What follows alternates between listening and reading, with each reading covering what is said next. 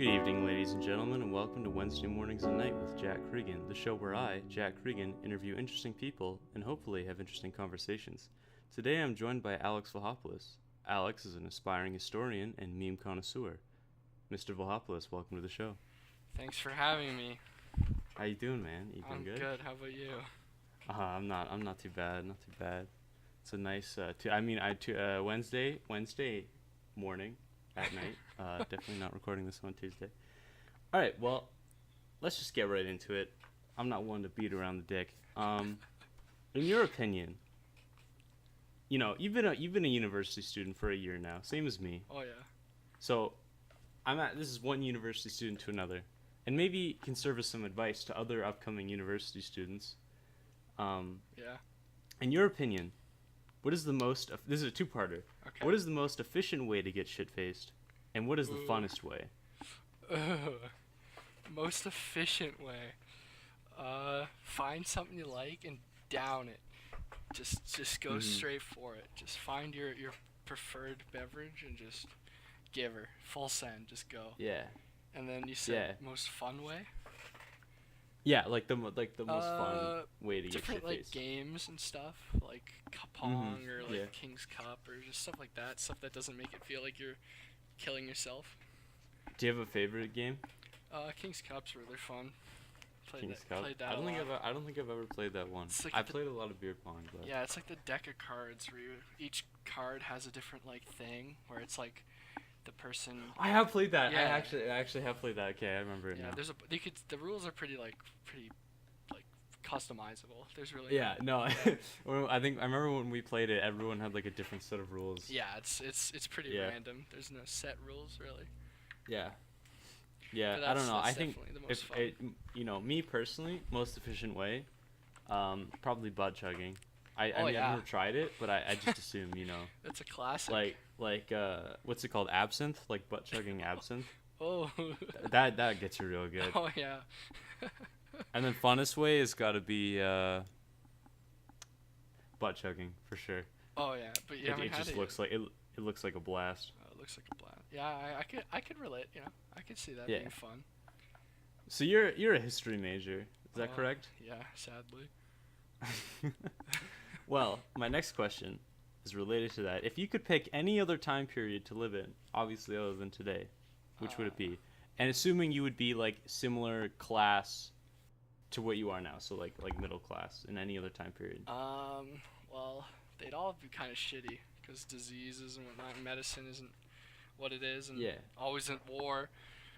But if I had to pick, I'd probably say like French Revolution era. It just seems like that'd be kind of a pretty cool era. Okay. Yeah, sort of I like know what you're talking just about. learning and enlightenment and just that whole area of learning new things about like just education, philosophy, medicine. I think that whole era would just be very cool to have experienced the changes and the technology and everything. Mhm. Plus, it's you're not as likely to die from like some disease as you would. Yeah, as long as you're not rich. Yeah. If you're dirt poor, then but. Well, if you're dirt poor, it sucks. If you're rich, you got the guillotine. So either way. Yeah. Well, you're perfect because you're middle class. Like you'd be the one doing all the guillotining Exactly. or guillotining. We'd be the one revolutionizing. Yeah. Yeah. Well, another unusual thing for this podcast. My next question is actually related to this one. All right. Who is your favorite historical figure? Oh man. I have so many. I really love Alexander the Great, just because. Oh yeah. He's Greek, not Macedonian. Screw you if you think he's Macedonian. He's Greek, and the stuff he did, he was a beast. His ability to conquer like all of Europe, like all of like lots of Asia and India, and it's like, oh my gosh. And he was so young when he did it too. It was just fantastic. And he treated his troops relatively well, and he just relatively well. Yeah, like they still had to fight, but at least like I heard stories where he would like sources where he would actually visit the tents personally of like wounded soldiers and care to them and make sure that they're not that they're okay. Yeah, that's good. So that's kind of cool. Sounds like a real stand-up guy. Oh yeah, he was a great guy. Yeah. Did you hear they thought they had found his tomb where he was buried? Yeah, I did. That's pretty Turned sick. out to be turned out to be just a couple of dudes sharing a sarcophagus. That's okay. You know, that's sometimes that happens. You know. It's okay. Yeah. One day. Can always hit a home run every time. You know. Sometimes Exactly. you gotta strike out and find 4 dudes sharing a sarcophagus. You gotta do what you gotta do. Sometimes sarcophaguses aren't cheap, man. You gotta just shove as many bodies in that bad boy as you can. Oh yeah. Now this is more of a question pertaining to my major, or I guess minor, philosophy. All right. But assuming that we can create AI that can think freely, I know I brought this up. I think it was the last podcast, but think like Detroit Become Human. Yeah. You know that? Have you heard of that video? I have heard of that. Yep. Should AI be given rights? No, I don't think so. You don't think so? No, because they're not technically human. But it depends, obviously, what makes you a human. I think it's the ability what do you think reason. makes you human? I think it's the ability to reason and make rational decisions based on like the situation. Now, I don't know if AI become that complex, or they can do that. They can, But can animals? Can like a rabbit, who's like running through the forest? Oh shit! That didn't happen.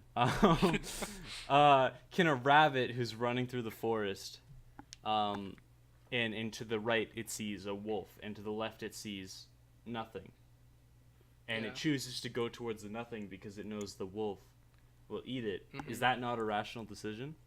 I think that's more instinct. Breaking down into instinct. When I say reason, I meant more like critical thinking. Like. Not where reasoning. It's like that stuff is sort of ingrained into your biological traits. Yeah. So if like the rabbit's about to run, but then another rabbit is like, if you go to the wolf, he's got some lettuce for you. Yeah. But then the rabbit's like, no. Yeah, this ability to like think critically. I can critically think. I think is one major factor. There's plenty, I think, but of things that make you human. But I think critical. Do you think AI could? Do you think they'd be able to like think critically, even if they could think critically? Because I feel like that's not that far of a step. Like I feel like if you were to tell an AI something that's bullshit, they'd be able to check. I think they can tell. They could probably do that now. They can check against what they know, whether or not that's bullshit, right? Yeah, it depends. Assuming that like the AI is exactly like human in every other aspect except for the fact that it's AI, then I guess rights could be given to that thing. But I think it's anything. Very difficult like my personal opinion. I know this show's it's my show, but it's about you because you're my guest. But from time to time I share my opinion. My opinion on this, I think anything that can feel some sort of pain, or can be, I guess, uncomfortable in the world deserves at least some sort of rights. Yeah. Right? So obviously, like for example, we have like with animals, obviously animals can feel pain. That's why, animal cruelty is against the law, right? Mhm. I think that's, as humans, because we can feel pain, I think that's what makes things like murder. Well, that's one of the reasons why stuff like murder is wrong, because it causes other humans to feel pain. That's kind of obvious. Yeah. But I think if we create an AI, if it can feel pain, whether that's physical or mental, I think it deserves rights. However, if we can make an AI that cannot feel pain, mental or physical, then I don't think it deserves any rights. Yeah, feeling pain would be because it could. But that is a hard thing to measure, especially mental pain, right? And physical mental pain to an AI could be like something completely different than what we know as mental pain, right? It's a very complex question. Yeah. That one may not have the answer to until that time comes. Mhm. Yeah. Maybe not even then. Probably not even then. Probably not even then. Yeah. 180 again. All right. Who would win in a fight? Bill Clinton in his prime wielding a saxophone, or Dr. Disrespect during the recording of his apology video? Two famous adulterers. Adultists? I don't know. I'd say Bill Clinton. Actually, well, they both rebounded pretty well off of it. They did. I'd say Doc just because he's alpha. Like, that guy's like 7 feet tall. He's jacked. He's alpha. Bill Clinton's pretty tall. But is he like alpha like Doc? I don't know. Well, I think you gotta be seems pretty like a alpha soy to boy. become president. Unless you're like George Bush. Yeah, I but don't think didn't you're much of an he get alpha. impeached? Yeah, but that's because he lied about getting his dick sucked. True. I did not have. But that's not really that alpha to be. Yeah, I Yeah. see what you mean. Like if you're gonna get your dick sucked by your secretary. Own up to that. Yeah, own up to it. Like, That's hell yeah, alpha. dude. It's alpha as fuck to own up to Exactly. it. It's not. It's that's a beta move if you lie about it's it. a beta, exactly.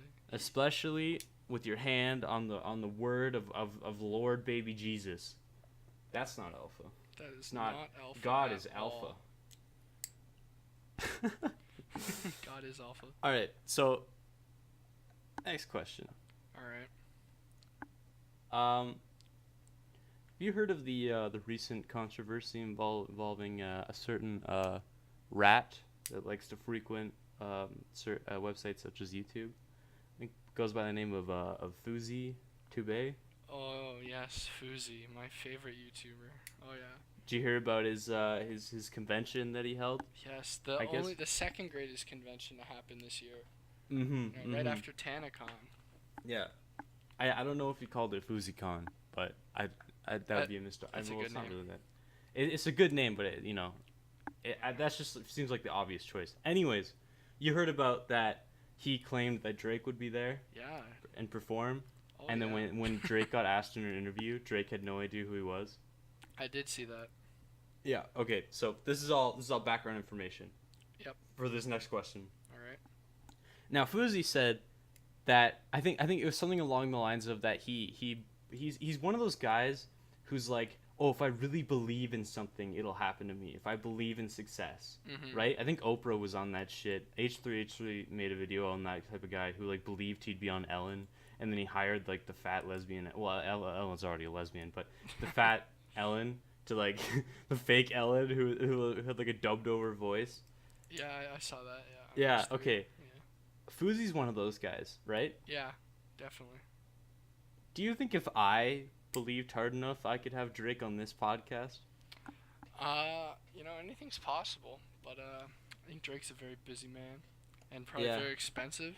How hard do you think I'd have to believe I to think have you him on my believe podcast? very, very, very hard, and then even then, it wouldn't happen. Because You don't think it would happen? You don't think I could have Drake on my podcast? I don't think you can believe in anything enough to make it happen. If I like believe I'm gonna fly and then as hard as I want and then jump off a bridge, I'm not gonna be able to fly. Yeah. If you could believe in stuff and and look like optimistically, I'm not against being optimistic, but sometimes you have to understand that some things just aren't possible. Yeah. I mean, it's pretty tough, I guess, learning this. I really thought I could get Drake on my podcast, but You keep trying. You never know. I mean, if you think about it, though, there is literally nothing to support the fact that believing in something gets you somewhere. I don't think anybody's ever proposed any evidence or anything to justify that. So I don't know why people would believe in it to begin with. I don't know why I believed it. Maybe I didn't really believe it. Who knows? But I guess I'll just have to deal with that, and might have a good cry. That always helps. Maybe listen to some Crying Drake, fixes which might actually everything. make the pain worse. That was a bit of a downer. So I guess we'll move on to our next question. All right.